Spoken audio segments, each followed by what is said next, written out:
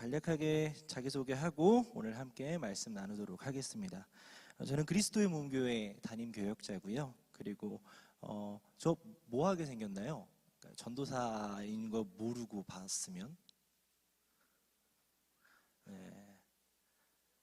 배우요. 아유, 감사합니다. 주님의 시선, 네.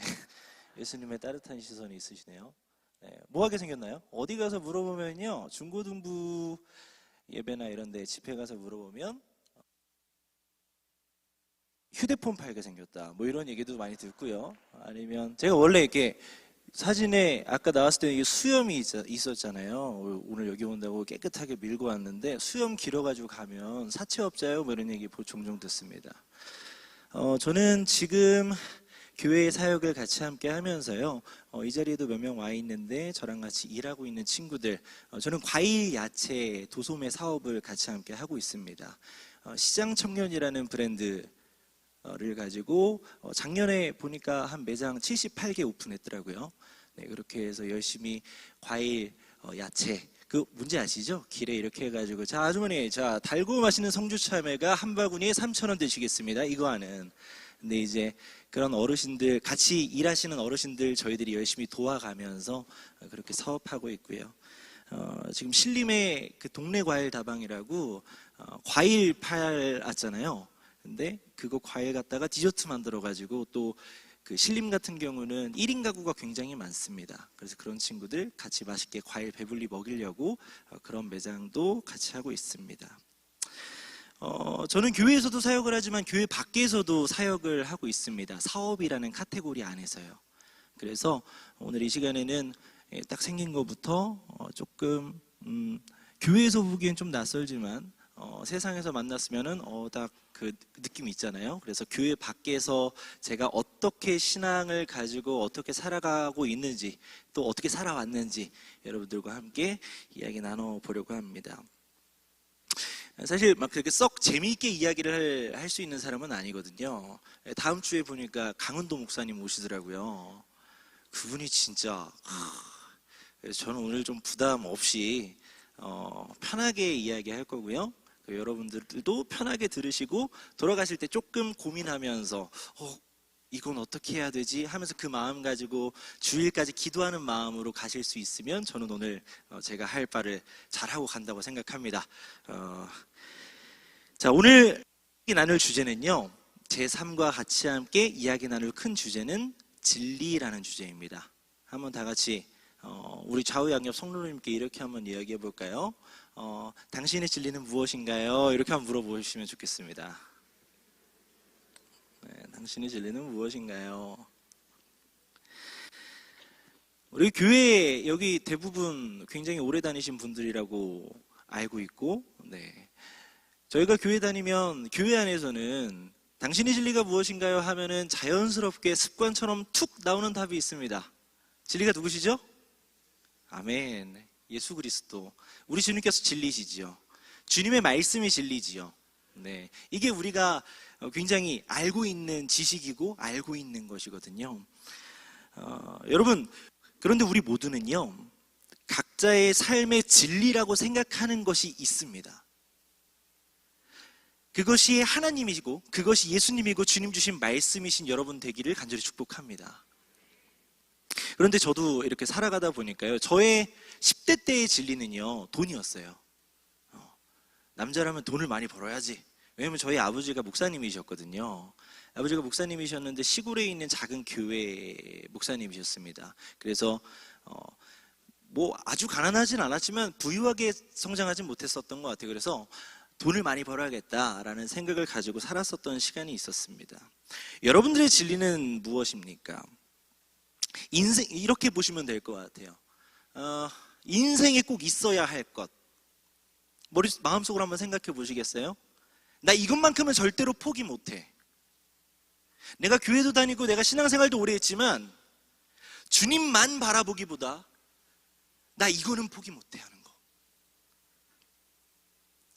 어떤 사람은 말합니다. 인생의 진리는 돈이다.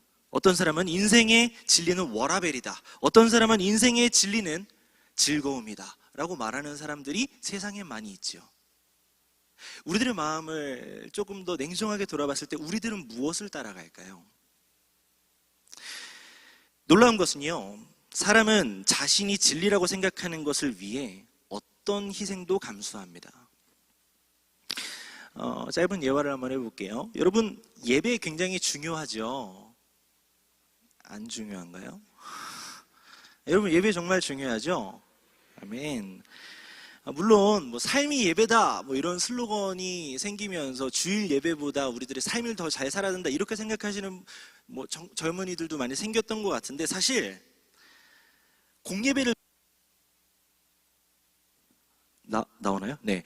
공예배를 넘어서서 삶이 예배가 되어야 된다가 이 삶이 예배다라는 슬로건의 핵심인 줄로 믿습니다. 어찌됐든 예배는 굉장히 중요한 겁니다. 그런데 저는 이제 담임 사역을 하고 있잖아요. 토요일날 오후 저녁에 오는 전화가 제일 무섭거든요. 그 시간에 청년들이 전화가 옵니다. 무슨 일이니? 전사님, 제가 지금 속초입니다. 그런데 뭐 여행을 하다 보니까 어찌저찌 해가지고 어쩔 수 없이 내일은 교회 예배에 참석하기 어려울 것 같아요. 어쩔 수가 없네요. 제가 여기서 제일 싫어하는 말이 뭐냐면 어쩔 수 없다거든요. 어쩔 수 없다. 여러분, 어쩔 수 없이 교회에 가지 못하는 여러분 되시지 않기를 간절히 축복합니다. 제 기준에서 어쩔 수 없다는 이런 거거든요. 아침에 눈을 딱 떴어요. 근데 눈이 안 보여요. 눈이 멀어버렸어. 이러면 어쩔 수 없어요. 아니면 아침에 일어났는데 갑자기 두 다리가 사지가 마비됐어요. 어쩔 수 없죠. 이거 어쩔 수 없는 거거든요. 아니면 이렇게 집 밖을 딱 나왔는데 길이 사라졌어요. 뭐 이런 거 어쩔 수 없는 건데, 우리가 사실 그런 걸 어쩔 수 없다라고 하지 않거든요. 제가 지금 여행을 계획했는데요. 그래서 어쩔 수 없이 교회 못 갈 것 같아요. 이 말 무슨 말이냐면요, 무슨 일이 있어도 여행 가야 되겠다는 얘기예요.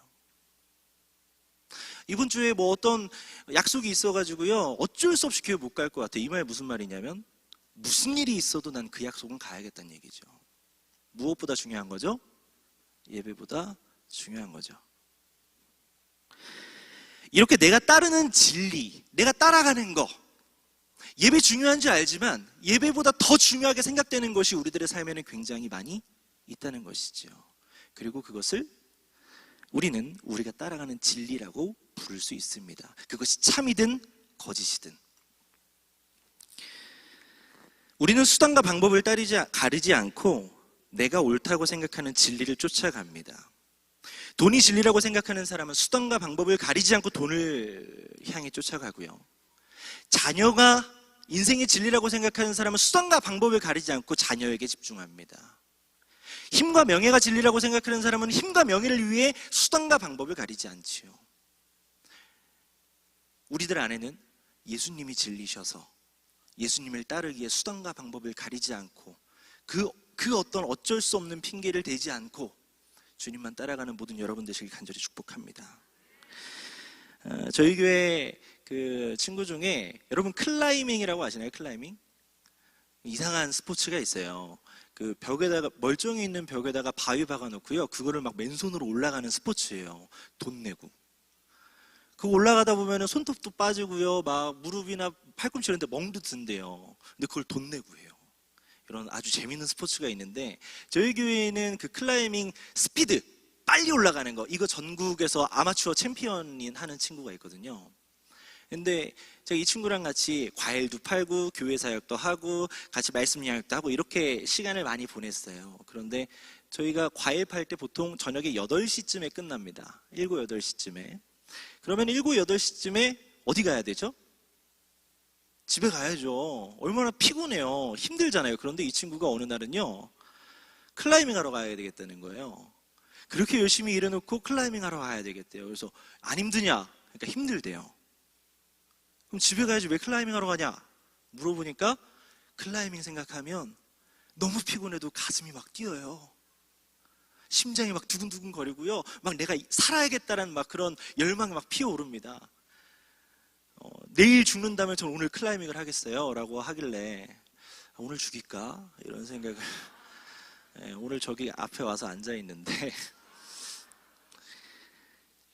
여러분, 내가 진리, 내가 옳다라고 생각하는 거 위에서 우리는 수단과 방법을 가리지 않는 사람들입니다.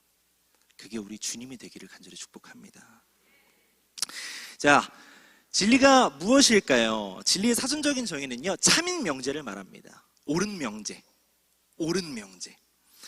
그래서 청소년, 청년들 사이에서는 이미 이런 식으로 진리라는 용어가 많이 사용이 되고 있어요. 여러분들 여기 뭐 청소년들, 청년들 계시면은 한번 대답 한번 해주시면 감사하겠습니다. 탕수육은 부먹이 진리인가요? 찍먹이 진리인가요? 그렇죠. 정확하게 찍먹. 네. 이 친구가 지금 대답한 것의 카테고리가 진리거든요. 자, 탕수육은 여러분 찍먹이 진리입니다. 네, 다행히 아멘이 안 나와서 너무 다행이네요. 자, 탕수육이 찍먹이 진리예요. 자, 그러면 한 번 더. 콜라는 어느 회사 콜라가 진리죠? 이런 게 나온다니까요. 콜라는 코카콜라. 우리나라에서 유독 코카콜라가 굉장히 진리화되어 가고 있죠. 요즘은 절대 다수, 이렇게 절대 다수가 참이라고 말하는 명제, 절대 다수가 옳다고 말하는 명제를 진리라고 표현합니다. 그런데 성경에서 말하는 진리는 조금 다르거든요. 성경에서 말하는 진리는 헬라어로 이 진리를 알레데이아라고 부릅니다. 이 말이 무슨 말이냐면, 갑자기 표정이 낯빛이 어두워지시고 계세요. 알레데이아라고 부르는데, 이 말은 부정적 불변사, 좀 더 어두워지죠? 부정적 불변사인 아와 숨기다라는 뜻의 란다노의 합성어입니다. 그러니까 진리가 무슨 말이냐면, 세상은 숨기려고 하지만 절대로 숨겨지지 않는, 영원히 변하지 않는 것을, 영원히 변하지 않는 가치를 진리라고 합니다. 영원히 변하지 않아요. 그런데 세상은 이걸 숨기려고 그래요. 하지만 정하신 때에 하나님께서 이 진리를 드러나게 하실 것이다 라는 말을 이 알레데이아라고 합니다. 성경에서는 그것을 바로 예수님이고 하나님의 말씀이라고 하죠. 여러분, 예수님이 진리십니다. 아멘이십니까? 여러분, 하나님의 말씀이 진리십니다. 아멘이십니까? 오늘 하고자 하는 이야기가 여기서부터 시작입니다. 그런데 그것이 우리들에게 어떤 영향력이 있을까요? 여러분, 예수님이 진리시죠? 그것이 우리들에게 어떤 영향력이 있을까요? 하나님의 말씀이 진리입니다. 아멘이십니까? 그것이 우리들에게 어떤 변화를 가져다 주냐는 거죠. 주님은 사랑이십니다. 아멘이시죠? 이건 우리들에게 힘이 됩니다. 이렇게 막 힘들고 괴롭고 무너졌을 때 주님이 사랑이셔서 나를 끝까지 포기하지 않으신다는 이 메시지는요, 힘이 됩니다. 다시 일어날 능력이 됩니다. 주님은 능력이시다. 내가 넘어설 수 없는 어떤 문제 앞에 주님이 능력이시다. 그리고 그분이 나에게 능력 주신다는 그 믿음은요, 문제를 넘어서게 하는 믿음의 능력이 있는 줄로 믿습니다. 그런데 주님이 진리시다라는 이 말은요, 우리들에게 어떤 영향력이 되겠냐는 거죠. 에베소서 말씀에서는 하나님의 진리가 우리들에게 어떤 일을 하는지 설명합니다. 에베소서 6장 14절 말씀 한번 읽어보도록 할 텐데요. 다 같이 시작.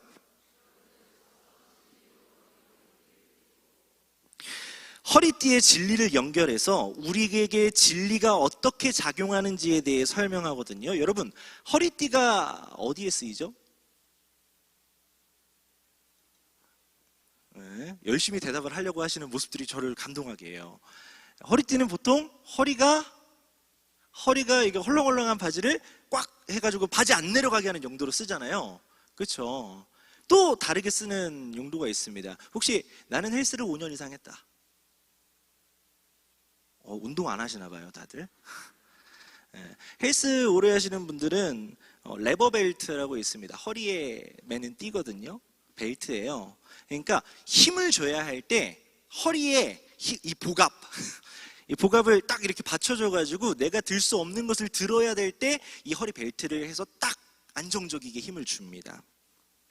정리하면 하나님의 진리는, 이 진리의 허리띠는 우리가 수치를 면하게 되고 힘이 있는 삶을 살게 하는 겁니다.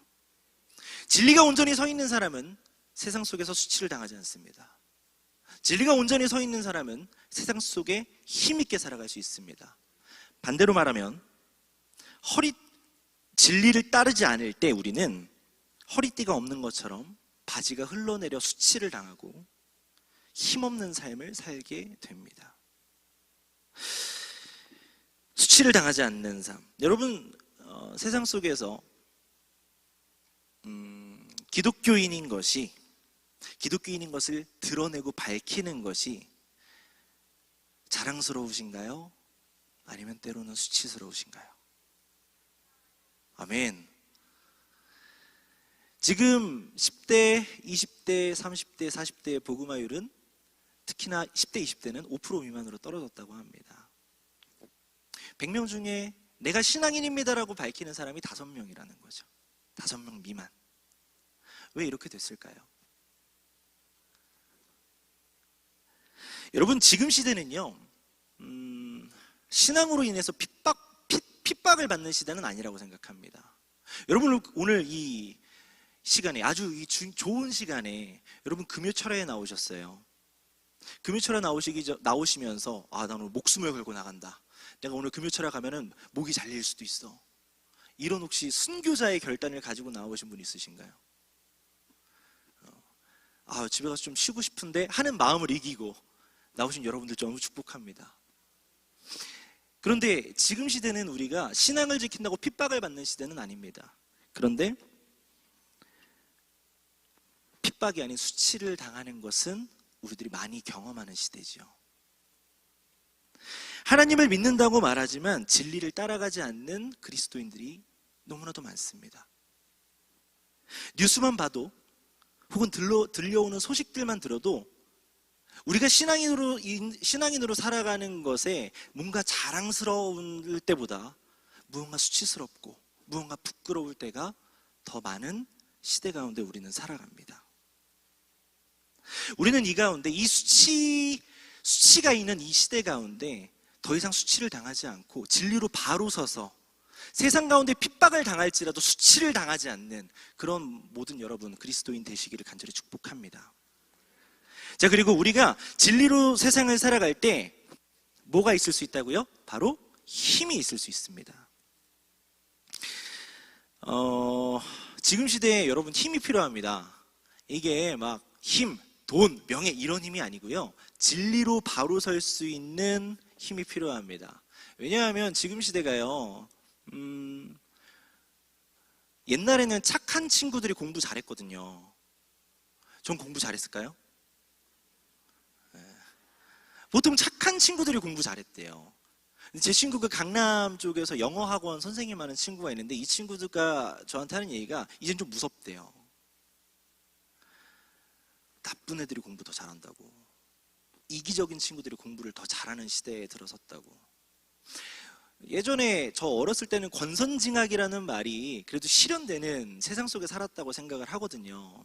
그런데 지금 시대는 우리가 인간이 만든 이 윤리가요, 하나님의 진리와 굉장히 서로 부딪히는 시대 가운데 살아가고 있다고 생각을 합니다. 여러분 생각할 수 있는 생각거리를 한번 드려볼게요. 여러분 혹시 패스트라인이라고 아시나요? 이게 뭐냐면 놀이기구, 놀이공원 가보셨어요? 놀이공원 가가지고 인기 제일 많은 게 뭐죠? 자이로드롭, 청룡열차. 사실 저도 안 간 지 한 5년 됐어요. 그래서 뭐가 있는지 모르는데 하여튼 바이킹 이런 거 굉장히 재밌잖아요. 그런데 그 앞에 뭐가 서 있죠? 줄이 서 있죠. 그런데 그 줄 요즘은요 서지 않고요, 입장할 때 돈을 더 내면 그 옆에 있는 패스트라인, 빨리 갈 수 있는 줄로, 그러니까 이렇게 줄을 다 건너뛰고 들어갈 수 있는 그런 시스템이 생겼습니다. 이거 윤리적으로 옳은 걸까요? 틀린 걸까요? 틀린 거예요? 옳은 걸까요? 그럴 수 있잖아요. 자본주의 사회 안에서. 옳은 걸까요? 틀린 걸까요? 제가 이렇게 생각을 해볼게요. 그 앞에서 줄을 제 딸의 손을 대고 쓰고 있었어요. 왜냐하면 전 돈이 없거든요. 서 있는데 어떤 아저씨가 가로질러서 들어간 거예요. 제 딸이 저한테 물어보는 거죠. 아빠, 저 아저씨 왜 새치기해? 그때 저는 제 딸에게 무엇을 교육해야 할까요? 딸아, 줄을 서는 것보다 더 중요한 게 있어. 돈을 많이 버는 거야. 딸아, 정직을 지키는 것보다 더 중요한 게 있어. 네가 성공하는 거야. 얼른 가서 공부하자. 무슨 놀이공원이니? 저는 그렇게 교육하고 싶지 않거든요. 왜냐하면 그것이 하나님의 진리가 아니기 때문이죠. 많은 가치관들이 혼동되어 있는 세상 속에 살아갑니다. 그래서 헷갈려요. 살면서 이게 옳은가 저게 옳은가, 이게 정답인가 이게 저게 정답인가, 저 사람을 보면 저 사람의 말을 들으면 이것도 정답 같고, 이 사람의 말을 들으면 이것도 정답 같단 말이에요. 그럴 때 이런 가치관의 혼동이 우리들 가운데 있을 때 우리들에게 필요한 건 하나님이 주시는 말씀, 변하지 않는 예수 그리스도 그 진리인 줄로 믿습니다. 자, 우리가 신앙인으로서 진리를 따라 살아가야 하는데, 우리는 세상 속에서 쉽게 수치를 당하고 힘이 빠진 채 살아갈 때가 많습니다. 오늘 본문 말씀에는요, 수치를 당하고 힘이 없는 삶을 살았었던, 하나님의 부르심을 들었지만 수치를 당하고 힘이 없는 삶을 살았었던 한 사람이 나옵니다. 그리고 하나님이 이 사람을 어떻게 다루셨는지에 대해서 말씀을 통해서 한번 나눠보도록 하겠습니다. 본문 말씀 한번 다 같이 읽어보시죠. 다 같이 시작.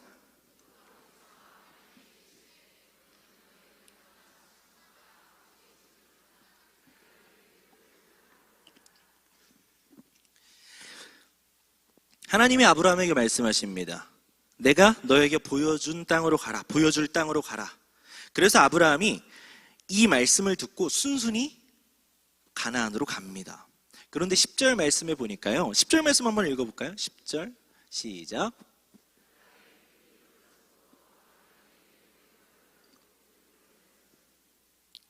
가나안에 도착합니다, 아브라함이.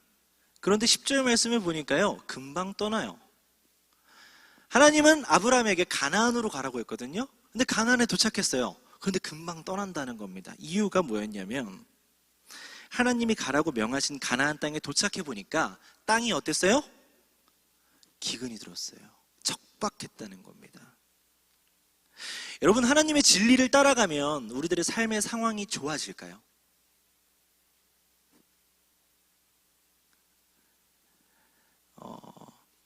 여기 혹시 고등학생 있나요? 없나요? 있군요. 우리 한참 공부할 때 이 자리에 나온 우리 저 학생을 위해서 한번 박수 한번. 대단하군요. 우리 친구 이름이 어떻게 돼요? 최현성. 현성이가 교회에서 있는 모든 예배를 한 번도 안 빠지고 나오는 게 시험 성적이 높아질까요? 아니면은 밥만 먹고 집에서 공부만 하는 게 시험 성적이 높을까요? 눈동자가 흔들리기 시작하죠. 여러분, 정직하게 사업을 하는 게 돈을 더 많이 벌까요? 아니면 조금 어차피 나만 하는 거 조금 하는 게 돈을 더 많이 벌까요? 아까 줄 얘기로 돌아가 볼까요? 버스를 탈 때 줄을 서는 게 더 빨리 갈까요? 아니면 세식을 하는 게 더 빨리 갈까요? 진리는 사업을 번창하게 하는 것보다 더 중요한 역할을 합니다. 진리가 바로 서 있는 사람은 사업을 정직하게 하다가 손해가 오더라도 그 손해 앞에 하나님께 감사할 수 있는 힘을 가지게 합니다.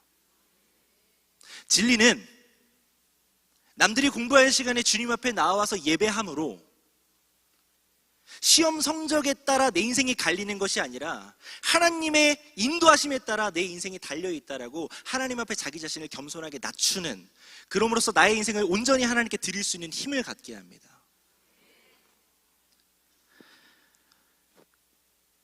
이게 우리가 가지고 있는 어떤 작은 오해 중에 하나라고 생각합니다. 진리를 따라간다고 우리들의 인생이 아주 이렇게 막 피지 않을 때도 있다는 것이죠. 여러분, 가나안은 척박한 땅이었습니다.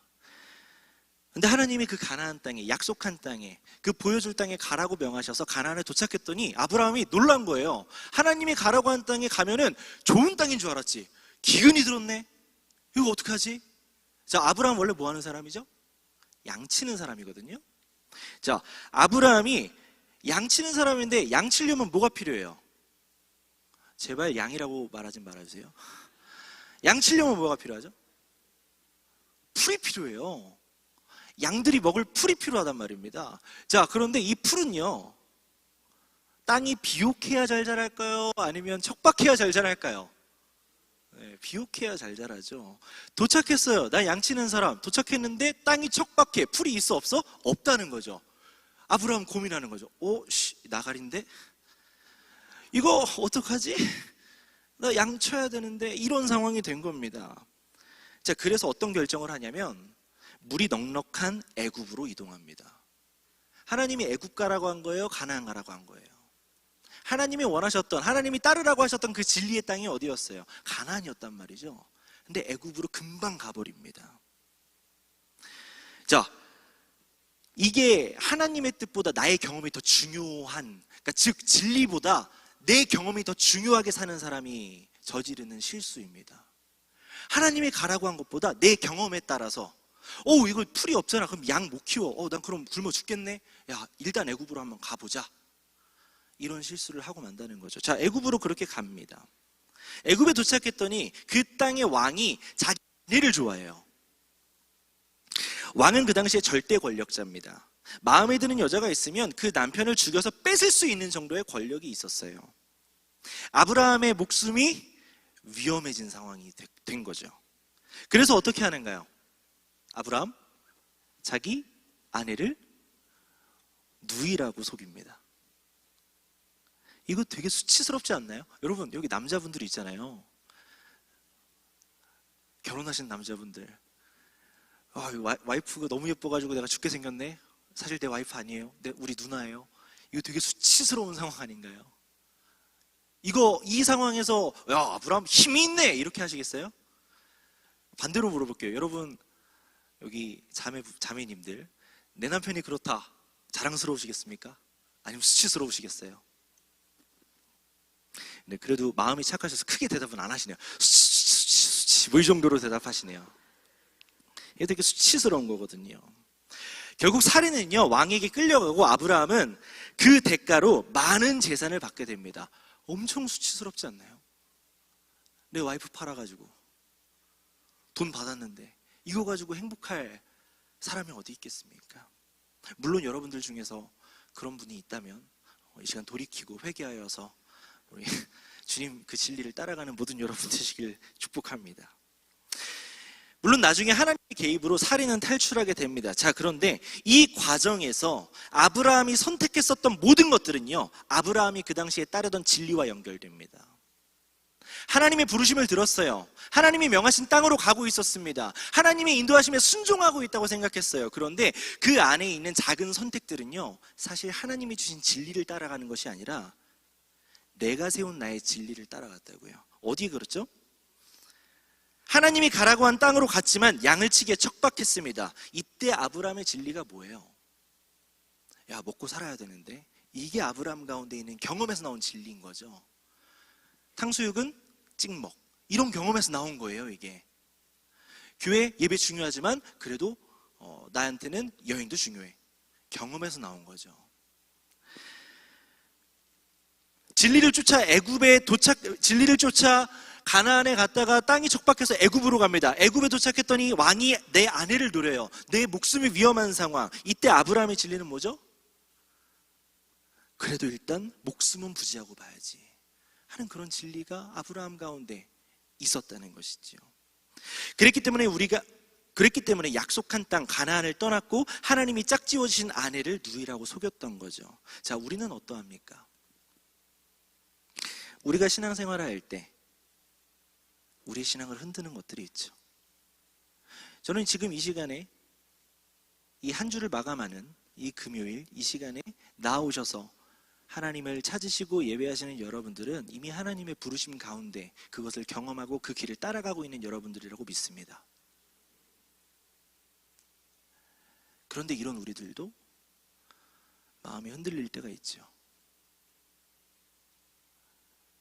내가 신앙을 지키는 것으로 나에게 내가 손해를 볼 것 같은 상황이 생길 때, 나에게 무언가 불이익이 올 것 같을 때, 경험상 이대로 가면은 이거 한 번만 넘어가면 안 되나 하는 그런 마음, 우리들 마음 가운데 그런 마음이 찾아올 때 우리는 하나님이 주신 진리보다 내 경험에서 세워진 진리를 쫓아가고 마는 그런 실수를 때로 저지를 때가 있다는 것이지요.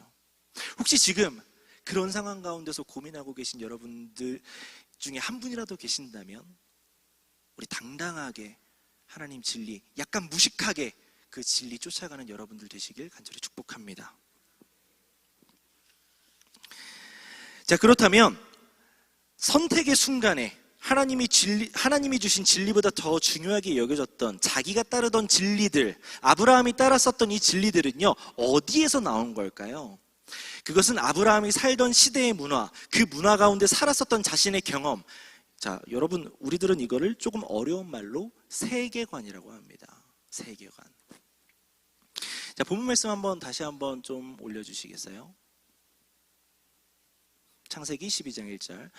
여호와께서 아브라함에게 이르시되 너는 너의 고향과 친척과 아버지의 집을 떠나 내가 내게 보여줄 땅으로 가라. 하나님이 약속한 땅으로 가라고 하시기에 앞서서요, 하나님은요 아브라함에게 독특한 명령을 하나 하십니다.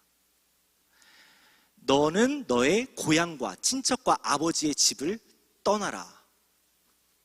왜죠? 내가 지금까지 의지하고 믿고 따르고 있던 그 진리가 구성됐었던 세계관을 떠나라는 것이죠. 거기를 떠나서 내가 너에게 보여줄 땅을 보고 그 길로 걸어가라는 것이죠. 이것을 저는 이렇게 생각합니다. 너의 고향, 본토, 이것은 시대의 문화라고 생각합니다. 우리는 하나님을 바라볼 때 시대의 문화의 근거에서 바라보는 것이 아니라 진리이신 하나님만을 따라가는 우리가 되어야 되는 줄로 믿습니다. 우리나라는 특별히 세대 간의 갈등이 좀 있죠. 여기 혹시 요즘 청소년들 잘 이해되시나요? 잘 안 되시죠? 요즘 젊은 친구들 잘 이해되세요? 잘 안 되시죠? 우리 젊은 친구들도 부모님 세대가 잘 이해가 안 가고 서로 그래서 대화가 잘 안 되는 그런 가정들이 굉장히 많다고 합니다. 왜 그럴까 고민해 봤어요. 왜 그럴까요? 저희 어머니도 저 보면 맨날 철없대요. 아이고 네가 커서 뭐가 됐어요 하여튼. 근데 잘 뭐 그러세요. 지금도 이제 제가 밥 먹으면은 이거 그 다음번에 이 반찬 먹어 이거 해주시거든요. 이 다음번에 오이지 먹어 이거 해주시거든요. 엄마 내가 알아서 먹을게. 나 이제 곧 나이가 40이 된단 말이야 엄마. 시대 간의 갈등이 있습니다. 왜 그럴까요? 저는 그렇게 생각합니다. 우리나라는요 정말 다이나믹한 사건들이 많았었던 나라라고 생각합니다. 그리고 그 다이나믹한 사건들을요 겪은 세대가 한 세대 안에 모여 있어요. 그만큼 자주 일어났다는 거죠. 말씀드려 볼게요. 일제시대를 경험한 할아버지와 6.25를 경험한 좀 젊은 할아버지와 경제 급성장을 이루었었던 우리 아버지 세대, IMF를 겪으셨던 우리 아버지 세대, 그리고 저는 이제 2002년 월드컵을 경험했죠. 네, 2000년 박지성 월드컵. 그리고 우리 다음 세대는 세월호를 경험했고요. 그리고 그 다음 세대는 우리 모두가 다 같이 코로나를 경험했지요. 일제시대를 경험하셨던 분들에게는 최고의 가치는 독립이었을 겁니다. 일본이라는 단어를 너무 싫어하고 또 그 안에서 독립을 꿈꿨었던 그런 시대가 있겠죠. 6.25를 경험하셨던 세대에게 제일 무서운 단어는 뭘까요? 빨갱이겠죠. 경제적인 급성장과 IMF를 경험했었던 우리 아버지 세대에게 제일 중요했었던 것은 가난을 자식 세대에게 넘기지 않는 것이었을 겁니다. 그래서 저희 아버지 세대는 주 6일을 일하셨잖아요. 그마저도 일요일 날에는 부장님 따라 등산을 가셨고요. 쉬는 날이 없었던 거예요. 근데 지금은 주 4일을 일하냐 안 하냐 이렇게 나오잖아요. 그러니까 저희가 힘든 걸로 안 보이실 거예요. 그런데 이게 한 세대 안에 있다는 거죠. 함께 이런 시대적인 문화들이 모여서 가치관을 만들고요. 우리가 따라가는 진리를 형성합니다. 그런데 우리가 따라가는 진리는 이런 시대적인 것을 넘어서서 하나님이 우리들에게 진정으로 주시고 주신 이 말씀에 근거하여 우리가 하루하루를 살아가야 되는 줄로 믿습니다. 두 번째는요, 영어로 보니까 친척, 너의 친척을 떠나라. 이 친척이 people이라고 나와 있더라고요. 나에게 영향력을 주는 사람, 주변 사람들. 여러분, 취업, 우리 청년들 지금 이제 뭐 취업하는 취업 선상에 있을 텐데, 우리 취업을 할 때 어떤 기준을 가지고 취업을 하고 이직을 할까요? 우리 청년들에게 한번 좀 물어보고 싶어요. 그 취업할 때, 이제 어떤 직장을 정한다고 해볼게요. 뭐 보고 취업하시겠어요? 복지. 그렇죠, 복지. 그리고 또, 혹시 그 옆에 자매님은? 괜찮아요. 월급. 그렇죠, 복지, 월급, 뭐 집이랑 거리, 뭐 이런 거 보고 보통 직장을 정하죠. 하지만 이것들은 직업을 정하는데 사실 하나님이 원하시는 진리는 아니거든요. 제가 이렇게 한번 말해볼게요. 저는 교회, 그리스도의 몸 교회 담임 사역자잖아요. 앞에 저희 교회 친구들도 있고, 사실 제가 내년에 날씨 좋은 하와이로 선교 나갑니다. 근데 가려고 하는 이유가 거기서 콜이 왔는데요. 월급을 한 달에 1,000만 원 주시겠대요. 집도 한 40평에 가정부도 두고요.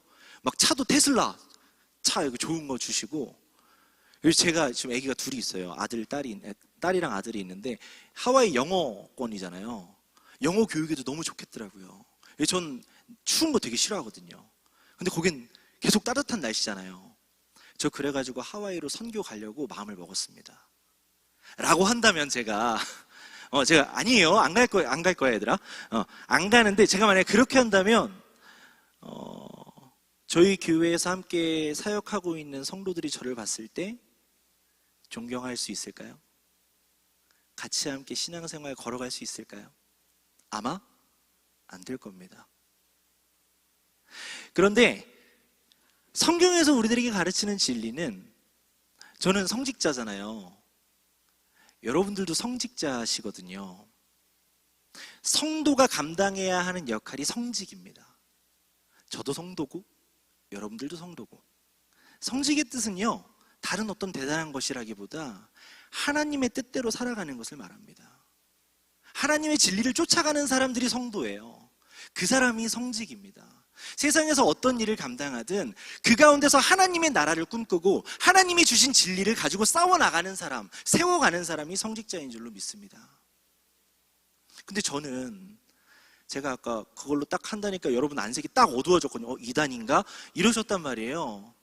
근데 우리는 보통 이직할 때 급여를 보죠. 연봉을 보고, 복지를 보고, 사회의 수많은 가치관, 사실 우리들이 따라가는 건 그런 진리들이죠. 이직할 때, 직업을 정할 때, 회사를 옮길 때 그곳에 하나님의 뜻이 있는지, 하나님 나에게 원하는 것이 무엇인지 그것을 묻고 쫓아가는 모든 여기 있는 청년 여러분들 되시길 간절히 축복합니다. 마지막, 나의 아버지의 집을 떠나는 거죠. 부모. 여러분, 지금 시대의 청소년들 진로 희망 1위가 무슨 직업인지 아시나요? 한번 뭐일까요? 전 맨 처음에 뭐 연예인 이런 걸로 생각했는데 우리나라 청소년들이 생각보다 굉장히 이제 객관적이더라고요. 휴대폰으로 카메라로 내 얼굴을 1000번 찍어봤는데 이건 아니구나. 그러니까 이제 연예인은 포기하는 거죠. 객관적인 시선으로. 우리 청소년들이 2022년 기준으로 근데 굉장히 오랫동안 이 꿈이 1위였는데 바로 교사입니다. 저도 이제 그 회사 안에서 같이 경영을 하고 이런 것들을 하다 보니까요, 청소년들한테 창업 세미나 이런 데 가끔 가거든요. 가서 물어보는 거예요. 너네 꿈이 뭐니? 그러면 그 반에 꼭 한 3, 4명 정도는요, 전 꿈이 교사예요 하라고 말하는 친구들이 있습니다. 그럼 전 물어봐요. 너네 선생님을 존경하니? 아니요. 너네 선생님 말씀 잘 듣니? 아니요. 근데 너 왜 교사가 되려고 해? 이 아이들이 뭐라고 할까요? 저는 충격이었어요. 첫 번째 답은 이거였습니다. 교사가 왜 되려고 할까요? 여러분들이 한번 생각해 보시겠어요? 교사가 왜 되려고 할까요? 안정적이니까. 그게 다야? 아니요. 교사는 방학도 있잖아요. 자, 이 친구들이 공무원이 철법통이라는 것을 본인이 돼보지 않았는데 어떻게 알게 됐을까요? 누가 가르쳐 준 거죠, 이거? 공무원이 안정적이고 교사에게 방학이 있다는 걸 누가 가르쳐 준 거예요? 부모님 세대에서 배운 거거든요. 저는 고등학교 때 아버지가 목사님이셨는데 고등학교 때 집이 가난했어요. 그래서 제가 집을 나와서 여러 알바를 전전하다가 정착한 직장이 있습니다. 고등학교 1학년 때 정착했었던 직장인데 어디였냐면 나이트클럽이었어요. 여러분, 그러니까 저기 하셔야 제가 언젠가 한번 모셔본 손님이 여기 있을 수도 있어요. 안녕하십니까, 부킹에 강한 강아지입니다. 물어다 드리겠습니다. 이런 거 했다고요, 제가 고등학교 1학년 때. 제가 고등학교 1학년 때부터 그런 생활을 안정적이게 할 수 있었던 이유가 한 가지 있었는데요. 그것은 고등학교 1학년 때 만났었던 저에게 전혀 관심이 없었던 담임선생님 때문입니다. 때문이 아니죠. 담임선생님으로 인하여 그분이 계셔주셔서 저는 안정적이게 탈선을 할 수 있었어요. 제가 학교에 나왔는지 안 나왔는지 별로 관심 없으셨거든요. 이 담임선생님이 1년에 학생 이름을 2명 외우셨습니다. 누구 외우셨을까요? 누구요? 대부분 잘 못 맞추시더라고요. 1학기 반장, 2학기 반장. 그마저도 2학기 때는 1학기 반장 이름을 까먹으세요. 제가 그렇게 안정적인 그 탈선의 현장에서 부응하고 뭐 이렇게 시간을 보낸 다음에요, 2학년에 넘어갈 때가 됐어요. 청소년이 참 그래요. 자기가 한 거 생각 안 하고 괜히 남 탓 되게 많이 하잖아요. 저도 2학년 딱 넘어갈 때 보니까 괜히 담임선생님 미운 거예요. 내가 나한테 조금만 더 관심이 있는 담임선생님 만났으면 내가 나이트에서 강아지가 되지 않아도 됐을 텐데. 그래서 담임선생님한테 물어봤죠. 선생님은 선생님이 왜 되셨어요? 그 전에 그거 물어봤다. 선생님 제 이름 아세요? 뭐 동철이 동은이고요. 선생님 왜 되셨어요? 담임선생님이 저한테 그러시더라고요. 안정적이잖아. 그게 답니까? 방학도 있어. 제가 그 담임선생님을 존경할 수 있었을까요? 못했겠죠. 지금 시대에 많은 친구들이 안정적이기 때문에 교사가 되려고 하고, 돈을 많이 벌기 때문에 의사가 되려고 하고, 힘과 명예가 있기 때문에 판검사가 되려고 합니다. 정의롭지 않아도 판검사가 될 수 있고, 생명에 대한 존중이 없어도 의사가 될 수 있고, 학생들을 사랑하지 않아도 교사가 될 수 있는 시대가 됐어요. 그리고 제 자녀들은 그런 세상에서 자랄 겁니다. 눈앞이 깜깜하죠. 진리를 발견할 수 없죠. 비진리가 판치는 시대.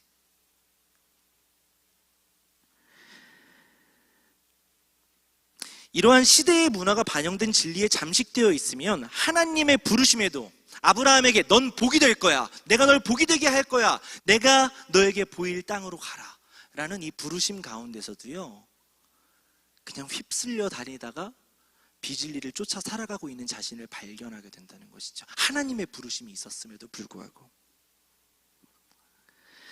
이제 기도할 때가 좀 된 것 같은데 혹시 반주를 좀 부탁을 드려도 괜찮을까요? 어제 새벽에 집에서 녹음기 켜고요, 설교문 가지고요, 여러분 앞에 있다고 생각하고 설교했어요. 왜냐하면 1시간이거든요. 딱 했더니 58분 나오더라고요. 1시간 안에 끝낼 겁니다. 여러분 진리를 따르시겠습니까? 세상의 진리 말고, 비진리 말고, 누가 보면 미련하다라고 말할지라도 그 진리, 주님 주신 그 진리를 따르시겠습니까? 여러분, 우리가 진리에 대해 알아야 합니다. 제가 신학대학교 때 읽었던 책이 있어요. 하나님의 큰일이라는 책이 있거든요. 헤르만 바빙크라는 신학자가 쓴 책인데요, 하나님의 큰일. 책 보면 되게 큰일이에요. 두껍거든요. 다 읽으려면 큰일 납니다. 이거 어려워요. 게다가 책장에 잘 안 큰일 난 책이 있어요. 자, 이 책의 서론에 보잖아요. 하나님의 어려운 진리를 주부들과 아이들이 읽기 쉽게 번역했대요. 이런 내 책이 이만해. 주부와 아이들이 읽어야 되는데 그만큼 진리가 어려워요. 진리를 아는 것도 어렵고요. 진리를 따라가는 것도 쉽지 않습니다. 성령 충만밖에 답이 없어요. 우리가 교회 안에서 말씀을 듣고 이런 여러 가지 훈련들을 하는 이유는요, 진리가 무엇인지 알아가기 위한 것입니다. 그런데 이것을 진리를 알아가는 것보다 교회 다니고 신앙생활하는 것을 나의 만족으로 여기기 시작하게 되잖아요. 그러면 교회를 다니고 내가 하나님을 믿는다고 말해도 힘이 없고 세상에선 수치를 당하게 되는 날이 올 것입니다. 저는 옛날에 찬양사역을 했었어요. 찬양사역을 하는데 첫 찬양을 하는데요, 제가 처음 찬양으로 제일 좋아하는 찬양이 예수 우리 왕이여라는 찬양이에요. 예수 우리 왕이여 이곳에 오소서 좌정하사 다스리소서. 이 찬양을 기타 쫙 치면서 예수 우리 왕이여 찬양을 하고 있었어요. 그런데 딱 찬양을 시작하자마자 앞에 있는 어떤 남자아이가 얼굴을 부둥켜 안고 막 엉엉 울기 시작하는 거예요. 그래서 감동했습니다. 주님 좌정하셨군요. 다스리고 계시는군요. 주여 역사하여 주시옵소서 막 이러면서 막 되게 오바해서 그날따라 찬양 기도를 했어요. 근데 알고 보니까 이 친구가 자리에서 일어나서 찬양합시다 했는데 옆에 있는 친구가 이렇게 기지개를 피면서 손을 들면서 딱 일어나는데 눈을 찌른 거예요.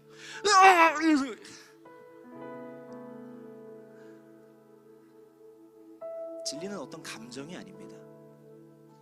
진리는 길이고요. 우리가 살아가야 할 길이고, 진리를 따라갈 때 그 끝에 생명이 있습니다.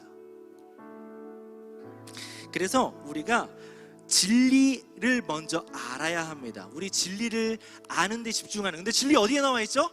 성경에 나와 있습니다. 말씀을 들을 때 귀로 듣는 게 아니죠. 마음을 여시고, 주님 이 예배 시간 가운데 이 말씀 가운데 진리를 나에게 조명하여 주시옵소서. 진리는 숨기고 싶어요. 세상은 진리를 숨깁니다. 하지만 하나님은 알게 하실 겁니다. 마음을 열고 말씀을 듣는 여러분 되셔야 합니다. 두 번째는요, 진리를 수용해야 합니다. 아는 것보다 중요한 게 있어요. 순종하는 겁니다. 진리에 대해서 아는 사람은요, 힘이 있습니다. 정답을 아는 사람이니까요. 그런데요, 진짜 영향력이 있는 사람은 진리대로 살아가는 사람, 진리에 순종하는 사람, 정답대로 살아가는 사람, 하나님이 주신 길로 꿋꿋이 울지라도 기어서라도 그 길 걸어가는 사람, 그런 사람은 세상 가운데 영향력이 있어요. 주님 말씀하시면 내가 나아갑니다. 주님 뜻이 아니면 내가 멈춰섭니다. 이 말씀, 이 찬양 우리 많이 드리잖아요. 이게 주님이 가라 하면 좀비들처럼 이렇게 멈춰 이게 아니에요. 주님 말씀하시면 내가 나아가겠습니다는 이 말은요, 주님 나 그게 가기 싫어요. 거기 가면은 주님 나 손해가 막심합니다. 그런데 주님 가라고 명하시니 내가 가겠습니다. 주님 말씀하시면 내가 멈춰서려. 주님 나 저거 내가 내 인생에서 꼭 이루고 싶었던 거예요. 주님 내가 내 인생 어떻게 살았는지 아시잖아요. 내 자녀 교육, 내가 원하는 꿈, 우리 가정의 행복, 이거 내가 너무너무 원하던 거 아시잖아요. 그런데 주님이 멈출 수 있겠니? 했을 때 멈출 수 있는 순종. 너무 하고 싶은 거 멈추고, 너무 잃고 싶지 않은 거 주님께 내어드리는 그런 순종. 이게 진리에 순종하는 사람의 태도입니다.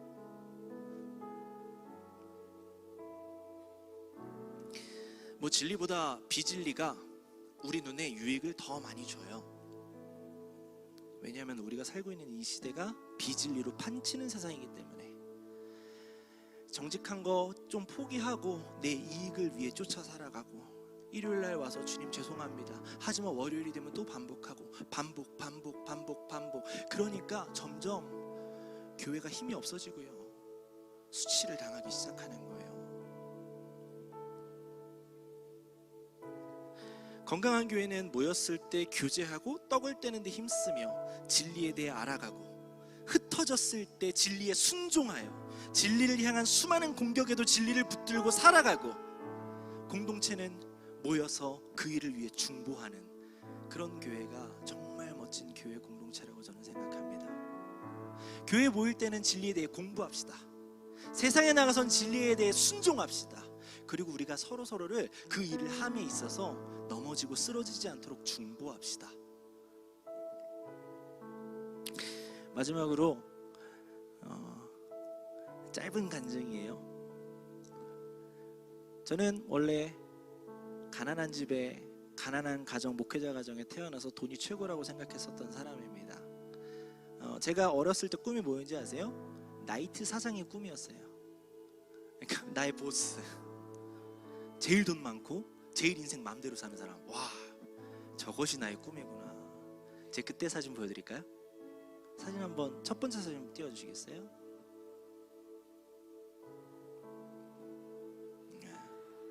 몇 살이게요? 고1에서 고2 넘어가는 때였던 것 같아요. 이게 저였습니다. 저는 저기에서 완전히 망가진 삶을 살았어요. 왜냐하면 비진리를 쫓아갔거든요. 친구들보다 돈은 더 많이 벌었어요. 나름대로 수완도 있어서 친구들 좀 꽤나 끌고 다녔습니다. 그런데 그 길 끝에 무엇이 있었냐면 병원 침대가 있더라고요. 어린 나이에 독주를 마시고 밤에 잠을 자지 않고 온갖 삶을 살다 보니까 몸이 망가지더라고요. 다 망가졌어요. 우리 아버지가 목사님이신데 나는 이제 하나님께 돌아갈 수 없는 사람이 됐습니다. 어느 날 새벽이었어요. 저는 새벽 시간이 퇴근 시간이잖아요. 새벽 4시 반 5시에 퇴근하고 있는데, 집에 가고 있는데요, 교회가 보이는 거예요. 근데 그 교회에 우리 어머님, 형님들, 우리 청년들 같은 그리스도인들이 교회에 들어가고 있는 모습을 봤습니다. 근데 갑자기 제 마음 가운데 그런 마음이 들더라고요. 나도 들어가고 싶어. 근데 내 몸에서 무슨 냄새가 나요? 온갖 술 냄새와 담배 쩐 냄새가 나는 거죠. 들어가고 싶어도 들어갈 수 없는 곳이 교회가 되었어요. 그리고 며칠이 못 되어 쓰러졌고 병원에 가서 약 3주간의 치료를 받습니다. 급성 간경화, 간 조직이 딱딱해지는 약물 치료를 받는 중에 저는 하나님을 만났거든요. 그때 그 병원에서 불 꺼진 침대에서 하나님이 저에게 해주셨던 말씀이 하나 있어요. 그게 무엇냐면요, 제가 여러분들에게 말씀드릴게요. 동훈아, 끝난 게 아니다. 너의 방황은 나의 계획 가운데 있었다. 내가 너를 들어 진리 가운데로 이끌기 시작할 거야. 그 길의 끝에서 생명을 전하는 나의 종이 되자. 그래서 어떻게 되냐면, 다음 사진 한번 주시겠어요? 저희 전도사 사역할 때입니다. 학교 앞에 마이쮸 들고 가잖아요. 그러면은 학주 선생님이 무슨 애들 이제 건달로 스카우트 하려고 온 줄 알고, 여기 계시면 안 됩니다. 그러면 어떻게 해요? 여기 계시면 안 된다니까. 여기 가서 있는 거죠. 마이쮸 먹을 사람 이러면서 나중에 학주 선생님이랑 친해져서 마이쮸 드리고. 다음 사진 한번 주시겠어요? 이거 전도하는 겁니다. 무슨 우유 먹을래? 초코 우유 먹을래? 딸기 우유 먹을래? 흰 우유 먹을래? 전도하는 거. 학교 앞에 가가지고 친구한테, 이 친구가 지금 굉장히 감동하고 있잖아요. 어머, 우리 전도사님이 나에게 우유를 가지고 아침에 오셨어.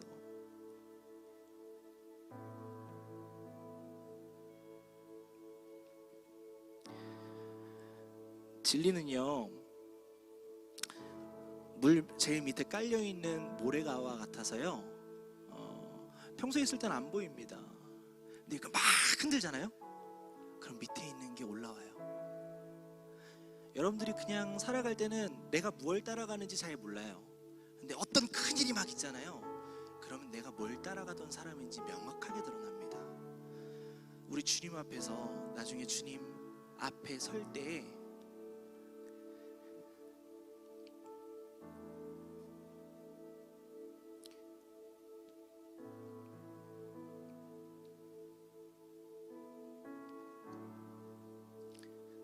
따라하노라고. 너무 부족하고 어려웠지만 그래도 때로는 넘어지고 실수하고 부서지고 수치를 당하고 힘이 없는 삶을 살았을지라도 나 주님 가르쳐 주신 그 진리대로 살기 위해서 치열하게 싸웠습니다. 우리 그렇게 주님 앞에서 함께 만나는 우리가 됐으면 좋겠습니다. 제 꿈은 그렇습니다. 저기 앞에 저와 같이 신앙생활하고 있는 친구들, 저는 저 친구들 사회생활도 같이 하거든요. 이게 참 불편해요. 교회만 같이 다니면 참 좋을 텐데 같이 일도 하려니까 진짜 가끔 죽이고 싶고 이럴 때가 있어요. 근데 목표가 하나 생긴 것 같아요.